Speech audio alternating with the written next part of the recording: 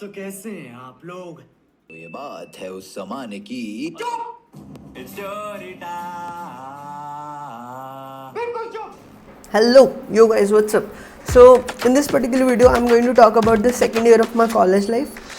You can also consider it as my open source journey or my Google Summer of Code preparation as well. Was I able to crack Google Summer of Code? So, you would eventually know by the end of this video. So, just a heads up why you should watch this particular video. So, it would tell you कि how open source can help you in long run for your resume, for your projects. It will also include a few tips related to Google Summer of Code. So yeah, if you are targeting, Google Summer of Code, or if you want to really contribute to open source, so this video is for you. Please do watch the complete video. So without any further ado, let's just start the video. So if I talk about the second year of my college life, अगर तुमने मेरी first year वाली college journey नहीं देखी है तो जाओ उस वीडियो को जाके देख सकते हो. So इस पर्टिकुलर वीडियो में नाउ वी नो कि after my first year I was able to upgrade my branch to computer science. ठीक है, तो ये था कि यार अब मैं ज़्यादा ग्रेड्स पे फोकस नहीं कर रहा था. फर्स्ट ईयर में एक सही पॉइंटर सेट हो गया था.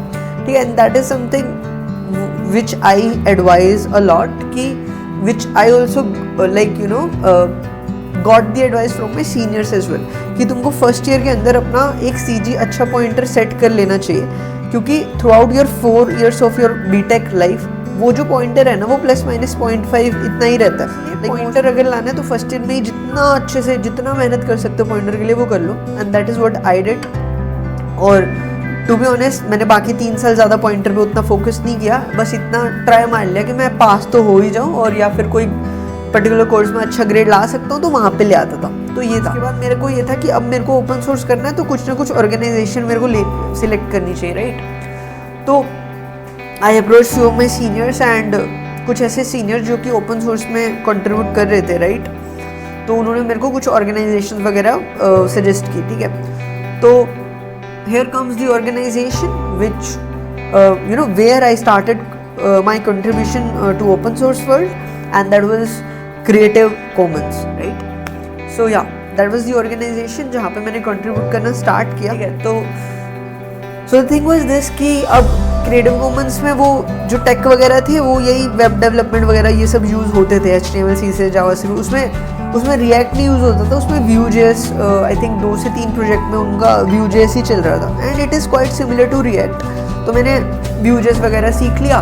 ठीक है, in no time because React से मैं फेमिलियर था, and then good first issues वगैरह पे मैं काम करने लग गया. ठीक है, तो this is how my contribution got started, and I was really enjoying back when I was contributing to open source, because ऐसा होता था कि आई जस्ट मैंने सब्सक्राइब कर रखा था, मेरे को मेल नोटिफिकेशन आते थे जब भी इश्यूज़ क्रिएट होते थे, एंड मैं जल्दी से जाता था और मैं बोलता था I want to work on this particular issue. And उस टाइम पे उतना ज़्यादा रश था नहीं because I was in my second year, and so basically it was the start of my second year when I started doing that. ठीक है, अब एक ये बहुत इंपॉर्टेंट चीज़ है. देखो तुम्हें पता है कि ओपन सोर्स या गूगल समर ऑफ कोड की अपॉर्चुनिटी मार्च वगैरह इन सब टाइम में आती है, and I was way back ahead of my time. मतलब मैं काफ़ी सही टाइम पे स्टार्ट कर दिया था. आई थिंक जून जुलाई अगस्त के आसपास की बात है जब मैंने कंट्रीब्यूशन स्टार्ट कर दिया था. तो मेरे पास काफ़ी महीने थे, काफ़ी मंथ्स थे जब तक मैं ऑर्गेनाइजेशन को ये ट्रस्ट दिला सकता था कि yes I can contribute to your projects, because वो एक ट्रस्ट बिल्ड होता, मैं कंट्रीब्यूटर बन जाता उनके प्रोजेक्ट्स का, and then there would be a lot more chances कि अगर गूगल समर ऑफ कोड में मैं अप्लाई करता उस ऑर्गेनाइजेशन के लिए तो प्रोजेक्ट मेरे को मिल जाता, right. And here my hard luck और you can say my bad luck came up कि मेरा जो ऑर्गेनाइजेशन था creative commons, it didn't get selected. I was quite ऐसे शटर्ड कि अरे यार इतना टाइम से कंट्रीब्यूट कर रहा था. And I would tell you अगर तुम्हारा ऑर्गेनाइजेशन सिलेक्ट नहीं होता इट डजेंट मीन कि you should not apply, you should go for it. And कोई ऑर्गेनाइजेशन स्पेसिफिक जो तुम्हें लग रहा है कि जहाँ पे तुम उस मिनिमम ड्यूरेशन ऑफ टाइम में कुछ ना कुछ प्रपोजल रख सकते हो, you should go for it, and that's what I did as well. तो मीडिया करके ऑर्गेनाइजेशन है, ठीक है, which was selected, and I remember I think मैंने एक ही प्रोजेक्ट प्रपोजल दिया था and you could I think you can give 3 at max, but मेरे पास उतना टाइम नहीं था and to be honest I was also exploring those options कि जहाँ पे कम कंट्रीब्यूटर हूँ, बिकॉज तुम्हें पता लग जाता है यार वो किसको देंगे, ठीक है। अगर कोई बंदा लिटरली कंसिस्टेंटली कंट्रीब्यूट कर रहा है, they would give them the chance to contribute for Google Summer of Code, not you who are new, right? So that's the thing, and that's why Wikimedia में मैंने just short देने के लिए सोच लिया कि चलो कर लेते हैं, and here it comes the result कि नहीं हुआ मेरा, ठीक है।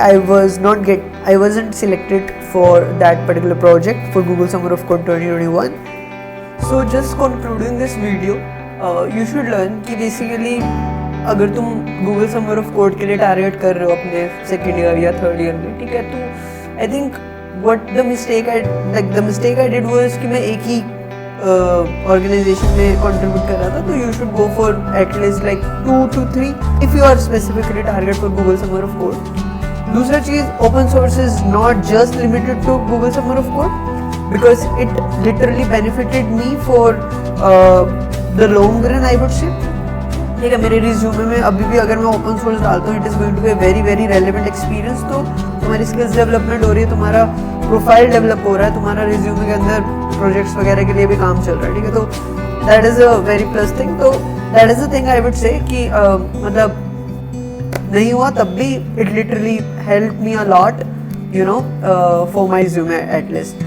तो ये था, that's all about this particular video. If you have learn something, please do hit a like, subscribe and share with your friends. Thank you.